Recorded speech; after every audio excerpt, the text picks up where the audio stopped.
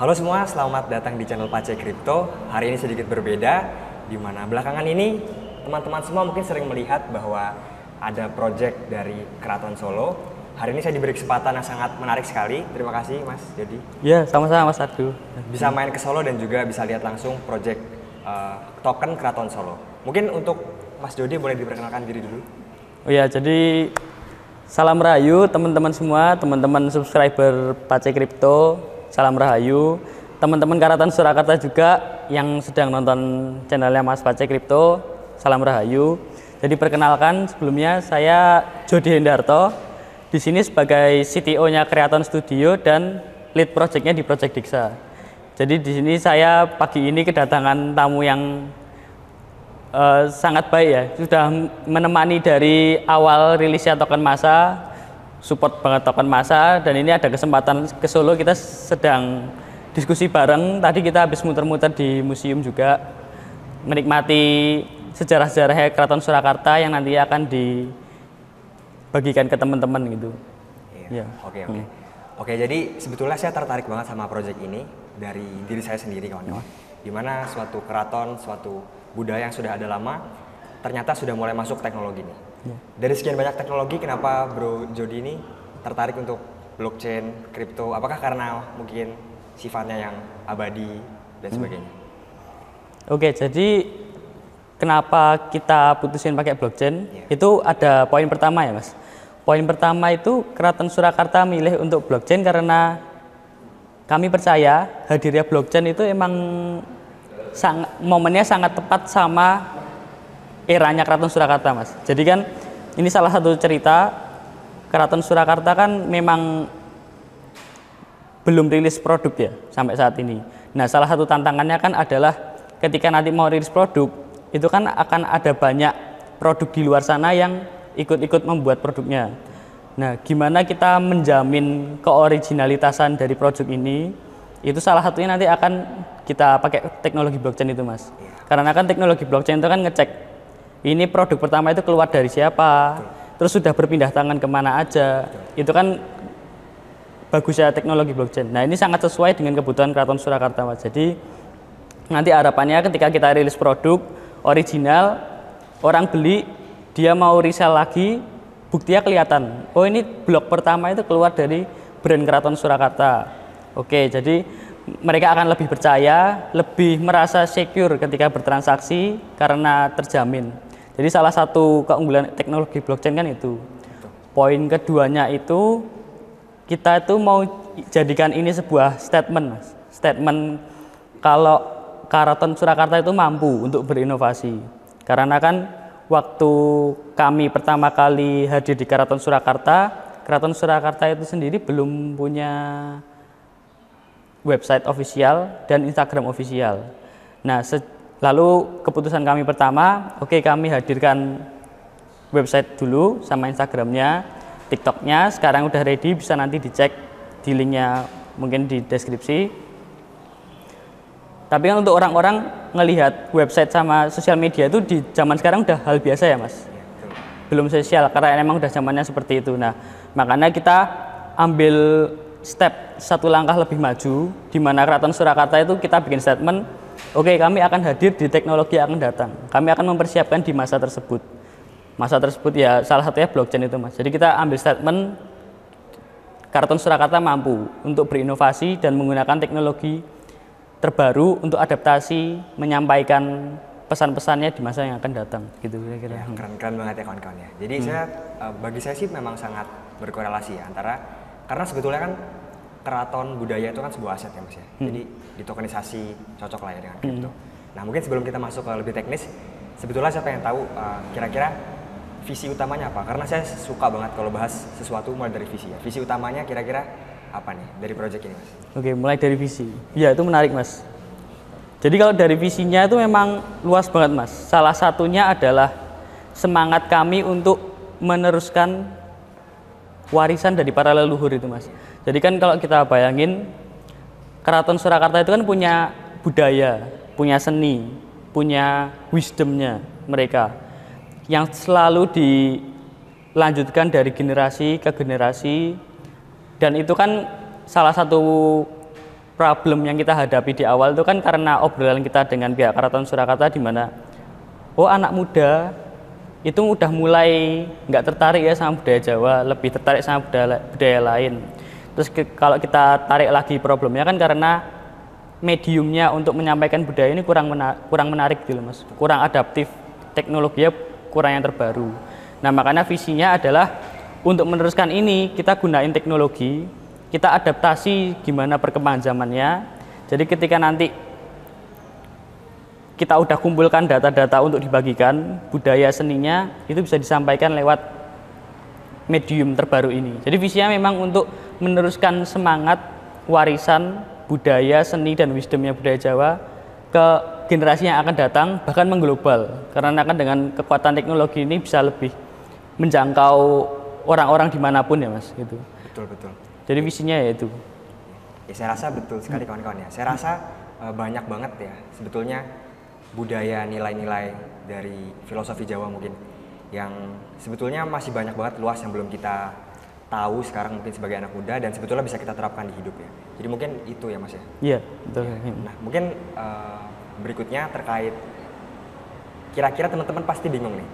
Apakah ini ada korelasinya dengan keraton? Apakah nanti Project Deksa bisa mengakses aset-aset keraton misalnya atau misalnya sebagai berikut lah. Nah, untuk itu saya apresiasi sekali sama pihak keraton, termasuk Gusti Timur di sini, Gusti Devi, terus Gusti Hangabei di sini sebagai advisor kami. Itu mereka benar-benar memberikan akses secara totalitas, Mas. Bahkan supportnya itu sangat totalitas untuk proyek ini. Jadi seperti contoh tadi Mas Ado kan udah lihat sendiri dari teman-teman Pacek Kripto, Mas Ado udah hadir sendiri. Itu kita memang disediakan kantor dari keraton untuk sehari-hari mengerjakan proyek ini. Itu. Terus akses lainnya adalah ketika ada event yang diadakan keraton sehari-hari, event-event besar, itu kita full support. Jadi diarahkan. Bahkan beberapa bulan awal itu sama orang-orang keraton kami dibimbing, kalau event ini kamu harus hadir di sebelah sini, tata keramanya seperti ini. Itu kita di training dulu di awal. Jadi memang totalitas effortnya untuk membantu kami punya akses ke dalam ini. Karena kan memang akses itu yang nantinya perlu kita sampaikan ke global. Betul. Lalu dari keluarga kerajaan sendiri itu ada perwakilannya di tim kami hadir, bahkan sebagai kreatif direkturnya. Beliau itu cucu tetua dari raja yang sedang memerintah sekarang, Mas Yudhistira, BRM Yudhistira itu memimpin di bagian kreatif direkturnya. Jadi semua itu sangat membantu Mas. Jadi ambil contoh ketika kita ada event, kalau kreatif direkturnya orang keraton sendiri kan mereka jadi tahu, nanti itu akan di lapangan terjadi seperti ini, jadi sudah antisipasi. Makanya kalau teman-teman lihat di Instagramnya Keraton Surakarta Hadiningrat ya, itu kontennya kan bagus-bagus banget. Itu karya karena yang mimpin kreatif direkturnya langsung Mas Yudhisnya sendiri. Jadi langsung orang keratonnya sendiri. Begitu. Oke. Kurang lebihnya ya paham lah kawan-kawan. Berikutnya tentang ruang lingkup project. Sebetulnya projectnya ini ada apa aja selain token? Berikutnya tokennya akan digunakan untuk apa nantinya Mas? Mungkin teman-teman penasaran juga. Oke. Jadi kita mulai dari visi tadi lagi ya Mas, karena kita kan berjalan berdasarkan visi. Visinya itu adalah untuk gimana media ini selalu bertahan ke generasi selanjutnya dan mengglobal. Nah, salah satu poinnya kan adalah di media. Jadi media itu buat kami segalanya, karena nanti media itu yang akan menceritakan satu cerita, misal cerita yang udah kita angkat di Instagram kan, cerita tentang mobil pertama di Indonesia itu miliknya Keraton Surakarta, miliknya Raja Keraton Surakarta. Di zaman itu kan orang-orang mikirnya, loh ini kereta hantu, kok bisa sih ada kereta jalan sendiri? Itu kan cerita unik. Nah itu kan akan kita kemas, jadi orang nanti mungkin akan engage dan tertarik sama mobilnya sendiri. Mobil pertama di Indonesia nih aku pengen koleksi. Nah dari situ akhirnya kita akan hadirkan NFT, bisa NFT digital atau maupun NFT digital. Jadi itu kita akan hadirkan NFT yang ada fisiknya juga Mas. Jadi NFT akan sebagai bagian dari sertifikat. Kalau ini memang NFT asli dari Surakarta, dapat fisiknya juga. Lalu kita ada produk yang kita beri nama Real World Experience. Itu nanti kesempatan teman-teman beli NFT bisa menikmati langsung acara-acara di Keraton Surakarta. Jadi itu seperti membership, Mas. Karena kan kita sedang renovasi juga ruangan di Keraton Surakarta, namanya ruangan Sarasvati. Itu nanti bisa digunakan teman-teman komunitas kripto maupun komunitas budaya untuk sehari-hari pakai ruangan itu. Cukup membership aja dengan beli NFT-nya. Itu salah satu produknya. Kemudian ada produk lagi yang Real World Experience itu adalah contohnya kita penyucian diri di keraton atau gala dinner di keraton. Itu cukup dengan membeli NFT-nya. Nanti itu akan kita rilis segera. Monggo nanti teman-teman pantau terus saja Instagramnya Keraton Surakarta atau Telegramnya Dexa. Nanti akan kita rilis. Terus salah satunya ya token itu jadi produk untuk interaksinya nanti. Oke. Gitu. Kita bisa gala dinner bareng di keraton. Ya, ada kesempatan untuk itu, Mas. Ya, menarik banget ya kalau ya. Saya pribadi sih sangat tertarik sekali Ya. dan sangat menunggu nanti ya. Ya.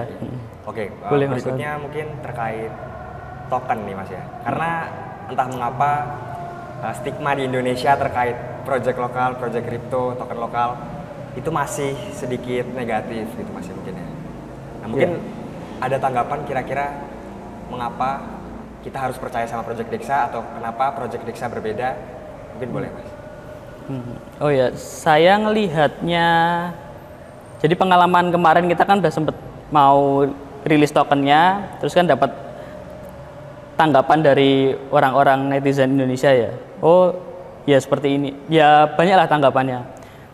Kalau mungkin kita kenal dengan istilah feud, tapi bagi saya sendiri di sini dan kami tim di sini percaya tanggapan mereka itu, feud mereka itu sebenarnya keresahan aja, Mas. Keresahan artinya mereka itu juga pingin adanya hadir proyek lokal yang akhirnya berhasil gitu loh, Mas. Karena kan sejauh ini selalu arahnya proyeknya ya maaf nggak terwujud dan lain-lain. Nah, mereka itu sebenarnya memang menginginkan malah ada proyek yang berhasil dan bisa mengglobal, bisa membanggakan ekosistem Web3 Indonesia. Kami percaya orang-orang Indonesia itu menginginkan itu. Nah, makanya ini usaha kami untuk jadi salah satu yang berhasil.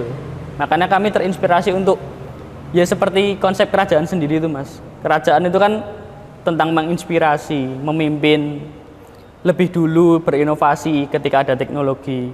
Nah, nanti dari proyek kami sekarang mungkin masih kena feud, tapi kami fokusnya adalah mencoba yang terbaik untuk berhasil. Jadi harapannya nanti jadi inspirasi dan bisa mengencourage teman-teman Web3 lainnya yang sedang bikin project. Ya mari, semoga kalian juga pada berhasil. Kita saling support biar ekosistem Indonesia Web3-nya akhirnya berkembang, dewasa, dan seperti yang tadi Mas Ardo bilang bisa mengglobal lah dan bisa membanggakan Indonesia gitu kira-kira. Betul. Dan kalau saya lihat sih sebetulnya kayak keraton ini kan suatu project yang memang sudah ada sejak dulu kan. Iya. Real world project. Iya, betul. Jadi saya rasa token sebagai sarana. Iya, token sebagai sarana. Ngomong-ngomong, Mas Ardo pas pertama dengar tentang project Dexa itu dari mana ya? Itu ceritanya gimana? Terus kan katanya ngefans banget sampai datang langsung ke keraton nyempetin, makasih banget loh itu. Ya jadi pertama sebetulnya saya nemu project Dexa ini dari berita malah. Jadi Berita. gitu. Keraton buat token dan sebagainya. Jujur awalnya sedikit skeptis awalnya. Tapi setelah saya baca-baca, white papernya proper banget bagi saya. Dan sebagainya, ya saya jadi semakin penasaran. Terus mungkin dari saya pribadi, saya orang yang betul-betul suka, bukan suka sejarah sih saya rasa, saya lebih suka filosofi. Tapi bagi saya, banyak sekali hal-hal yang ada pada pendahulu kita, mungkin leluhur kita ya. Hasil olah pikir mereka dan sebagainya yang sebetulnya banyak banget yang bisa kita ambil. Dan mungkin itu sekarang menjadi gap ya. Anak muda sekarang tidak melihat sejarah seperti itu, melihat sejarah sebagai suatu tulisan, sebagai suatu apa. Tapi saya melihat sejarah sebagai suatu hasil olah pikir para leluhur kita. Mungkin banyak hal yang bisa saya ambil. Saya senang sih, Mas. Oh, berarti memang filosofi itu emang sebenarnya menarik. Cuma penyampaiannya di zaman sekarang emang perlu ya, Mas, itu perlu. Masalah sarana. Iya. Kita testing aja. Kita lanjut lagi. Saya penasaran lagi. Jadi sebetulnya Project Dexa ini apakah sudah ada sejak lama progresnya gimana dan kira-kira apa yang paling dekat yang akan launching di Project Dixa? Karena teman-teman kan pasti pengen yang apa yang kira-kira bakal launching. Oh, iya. Jadi kalau mulainya Project Dixa itu udah sejak 1,5 tahun lalu, Mas. Itu kita udah mulai brainstorming idenya, ngobrol sama keraton, kebutuhannya apa, kira-kira targetnya apa, visi dan misi itu udah kita mulai sejak 1,5 tahun yang lalu. Dan mungkin yang jadi salah satu pertanyaan kemarin orang-orang kalau komen di Project Dixa, 1,5 tahun itu kok cukup lama ya nyiapinnya.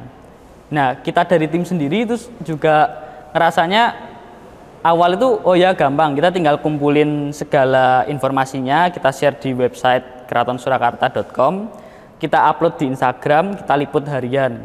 Kami awalnya berpikir seperti itu, tapi ternyata kan apresiasi lain buat keraton itu mereka benar-benar masih sangat menjaga budayanya, Mas. Jadi kita waktu menjalani hari-hari mengerjakan segala kebutuhannya, oh ternyata nggak semudah itu. Kayak ambil contoh, satu artikel di websitenya kita, itu prosesnya lama, Mas. Jadi bukan yang kita lihat Google, upload ulang, tinggal di rewriting atau gimana. Tapi kita datang langsung ke perpustakaannya keraton yang tertutup, itu kita bayangin aja bukunya berapa ratus tahun udah di situ, pegang kertasnya harus hati-hati, kita harus sama pustakawannya, nunggu pustakawannya ada waktu dulu. Tulisannya pun kan tulisan aksara Jawa itu, Mas. Berarti kita perlu orang yang bisa mengartikan itu.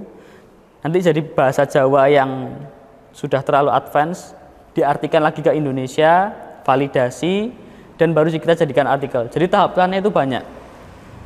Jadi memang kita butuh waktu lama karena awal-awalnya training itu, Mas, membiasakan diri untuk mengumpulkan data-data. Terus waktu kita meliput, itu awal-awal juga banyak kesalahan, Mas Yan. Oh, tata keramanya seperti ini, apa yang harus di-shoot itu kita masih adaptasi gitu. Nah, jadi akhirnya kemarin di awal 2024 ini kita rilis token itu karena semua persiapan sudah selesai. Persiapan token pun juga sudah kita develop. Persiapan NFT juga kita sudah develop. Jadi untuk project kedepannya kita akan rilis terdekat NFT itu, Mas. Dan nantinya kita juga akan buat statement kalau Keraton Surakarta itu juga akan mampu untuk menghadirkan AI sama Metaverse. Itu kan hal yang nantinya akan tren juga. Kita orang-orang Web3 kan percaya itu akan jadi masa depan. Itu juga akan kita hadirkan nanti, gitu. Nanti AI-nya buat apa, Mas? AI-nya buat apa? Terus nanti Metaverse-nya buat apa kira-kira? Jadi AI-nya ambil contoh nih, Mas. Sekarang kan udah zamannya itu ya, belajar lewat ChatGPT gitu-gitu. Nah, lebih enak. Jadi orang tanya, jawabannya itu lebih konkret, lebih pas. Nah, AI kami juga kira-kira akan seperti itu. Jadi kan kita ada museum, teman-teman mungkin bisa berkunjung juga ke Museum Keraton Surakarta. Langsung aja ke Solo. Itu akan kita lakukan digitalisasi juga buat museum. Tim kami sedang siapkan. Jadi ambil contoh aja salah satu praktisnya bisa teman-teman mungkin udah mendengarkan cerita dari guide-nya, tapi sangat tertarik sama satu produk itu. Tapi sayangnya harus lanjut berjalan ke ruangan selanjutnya. Tapi padahal teman-teman masih penasaran sama satu produk itu. Ambil contoh Cantik Raja Mala. Teman-teman bisa save, scan QR code-nya. Nanti AI-nya akan memberikan cerita lengkapnya ke teman-teman. Jadi ketika nanti teman sampai rumah masih ngefans sama produk itu bisa teman-teman baca lagi, ulik lagi infonya. Itu contoh AI-nya. Terus kalau Metaverse sendiri memang itu akan jadi media entertainment di masa depan ya, Mas. Jadi kebutuhannya memang akan, pertanyaannya adalah dulu belum ada film. Orang-orang akhirnya suka nonton film karena mereka belajar sesuatu dengan lebih enak. Visual, ngelihat skinnya langsung. Nah, dengan ada Metaverse ini kan nanti orang-orang akan bisa merasakan langsung, belajarnya itu merasakan langsung. Ambil contoh, mungkin kita menceritakan sesuatu sejarah tentang raja atau tokoh di masa lalu, atau menceritakan tentang perang di masa lalu, kita bisa merasakan langsung hadir di perangnya itu, Mas. Metaverse kan berarti kan 3D-nya sangat berasa. Jadi kira-kira seperti itu. Nah, ngomong-ngomong soal ngefans akan suatu produk tadi yang AI. Nah, saya tadi dapat satu ilmu baru dan bagi saya ini menarik banget ya, dan harus diketahui oleh semua anak muda, orang Jawa, orang Indonesia, terkait sistem yang lebih advance dibandingkan dengan weton. Jadi kalau di luar negeri punya zodiak, berikutnya kalau di Cina ada Sio. Nah tadi Mas Jody ini sempat mention terkait satu sistem semacam zodiak tapi versi Jawa. Mungkin boleh di-sharing sedikit nanti semoga teman-teman ada yang tertarik. Ya, sistem zodiak versi Jawa ya. Jadi kan kita anak muda ini apalagi kan senang banget tuh dengerin yang zodiak, baca sesuatu yang personal tentang kita. Oh iya, zodiak ini aku banget dan lain-lain. Itu Jawa itu juga punya teman-teman. Jadi Jawa itu memang punya ilmu seperti itu juga. Dan mungkin sementara kita taunya tentang weton ya. Tapi ada yang istilahnya itu namanya wuku di Jawa. Jadi itu akan memetakan teman-teman kalau lahir di tanggal ini, teman-teman akan dapat wukunya itu ini, dan itu akan menjelaskan teman-teman itu seperti apa orangnya. Bahkan saking menariknya sangat spesifik buku itu Mas. Kita pernah satu kantor itu dibacakan sama salah satu budayawannya keraton yang sangat saya hormati. Beliau itu asik banget kalau menceritakan sesuatu, dan kita dibacakan wukunya satu persatu. Itu beliau bisa membacakan sampai, Mas kamu kalau sedih atau sedang sakit, kamu harus melakukan ini. Contoh teman saya kalau sedang sedih, itu menurut wukunya dia harus menulis. Jadi Jawa itu algoritmanya itu sekuat itu Mas. Wukumu apa? Ini ada solusinya. Jadi ikuti aja aturannya itu. Itu kan menarik tuh. Jadi teman-teman personal. Nah itu nanti juga akan ada NFT-nya Mas. NFT-nya. Jadi berdasarkan teman-teman wukunya apa, itu teman-teman bisa beli NFT-nya, bisa nanti istilahnya adalah Wilujengan Wuku. Mungkin bisa sambil dipelajari dulu apa itu Wilujengan Wuku. Jadi teman-teman akan diberikan pengalaman yang spesifik sesuai wuku teman-teman. Itu seminggu itu, dalam setahun itu cuma ada seminggu waktunya untuk mewujudkan itu. Nah itu bisa teman-teman cobalah kira-kira. Nanti akan kita share itu detail tentang NFT wuku itu. Teman-teman pasti pada kepo nih bukunya apa nih. Ya, bisa nanti coba cek-cek dulu aja buku itu apa, cek bukunya masing-masing ya. Katanya bisa nyari juga ya Mas ya, di online ya, gimana caranya? Bisa. Nanti memang kita akan siapkan juga di keratonsurakarta.com itu sedang proses develop. Jadi teman-teman tinggal masukkan tanggal lahir, ketahuan bukunya itu apa, teman-teman bisa pelajari data lengkapnya, itu langsung asli dari perpustakaannya keraton Mas datanya.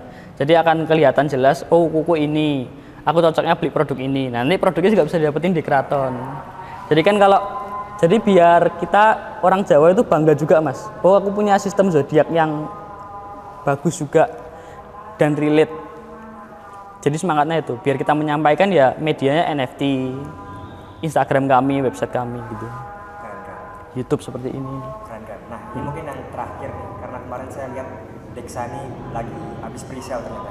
Oh iya. Saya kepo, kira-kira Dexa ini hidup di jaringan apa? Terus apa langkah berikutnya? Apakah ada pre-sale lagi atau launching token? Kira-kira gimana? Oh iya.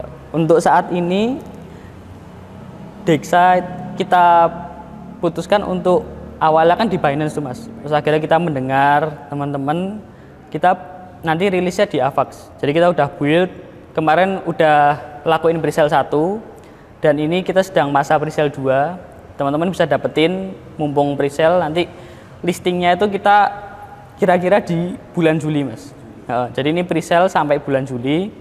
Monggo teman-teman yang tertarik untuk mendapatkan pertama early adopter support keraton pertama bisa langsung dapetin presale-nya. Jadi untuk tokenomics kita rilis 28 juta token. Nah, tokennya itu token masa namanya Mas. Itu ada sejarahnya juga. Jadi dulu di masa awal kerajaan keraton berdiri itu zamannya kan masih barter ya Mas. Masih barter, kita barteran itu pakai apa barangnya. Nah, dulu itu ada koin yang berjaya di zaman-zaman awal itu. Koinnya namanya koin Ma, kepanjangannya masa. Jadi itu koinnya untuk tukeran di masa tersebut. Nah, itu kan namanya udah bagus. Nah, di masa ini mau kita coba hadirkan kembali. Jadi biar berjaya kembali, kita hadirkan nanti di zaman sekarang lewat teknologi blockchain itu. Makanya kita kasih nama tokennya token masa. Nanti akan ada 28 juta token. Kenapa? Karena ini menuju keraton di umur ke 280 tahunnya Mas. Jadi kan memang udah lama sekali, berjaya lama sekali keraton ini.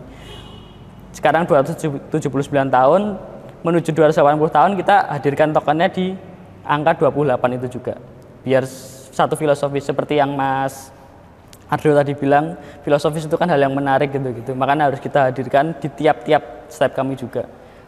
Oke, teman-teman yang tertarik ikut presale silahkan. Nanti mungkin saya Ya, akan silakan. bantu share linknya di deskripsi. Iya. Oke, mungkin Terima kasih. sekian untuk tanya jawabnya. Terima Iya. kasih banyak Mas Dodi. Iya, makasih Mas Ardo. Sukses terus buat channel Pace Crypto. Ya, teman-teman jangan lupa main ke keraton juga ya. Iya, main ke keraton. Cek-cek websitenya. Hmm. Oke, terima kasih banyak kawan-kawan. Oh ya, Mas, kalau boleh ini aku mau closing statement aja Boleh, sih. silakan. Jadi kira-kira untuk Project Dexa itu gambarannya seperti itu ya, Mas.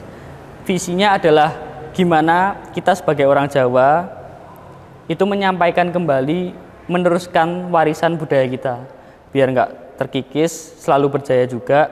Nilai-nilai positifnya, budaya-budayanya, seni-seni indahnya bisa berlanjut ke masa yang akan datang. Nah, makanya Project Dexa itu it's all about storytelling, Mas. Jadi kita itu mau menyampaikan storytellingnya tiap produk kami, tiap sejarahnya biar teman-teman itu ngena dan lebih relate, karena kan orang Jawa pasti akan lebih relate sama yang Jawa-Jawa juga. Nah, jadi kita mohon bantuannya teman-teman untuk support, dan silahkan nanti bisa support lewat beli atau ikut kontribusi like dan komen, follow channel kami itu bisa. Silahkan itu untuk mendukung visi kami tadi, menghadirkan budaya Jawa yang lebih entertain, edukasinya lebih dapat dan bisa sustain ke generasi selanjutnya. Betul. Budaya itu bagi saya terdiri dari dua unsur, dua komponen, masyarakat dan juga pelaku budaya. Jadi mungkin kita juga butuh support dari teman-teman semua juga ya. Iya, betul sekali ya. Siap. Oke, terima kasih banyak Mas Dodi. Iya, makasih Mas Adu, sukses selalu ya. Izin pamit kawan-kawan ya. Iya, salam rahayu teman-teman. Salam rahayu.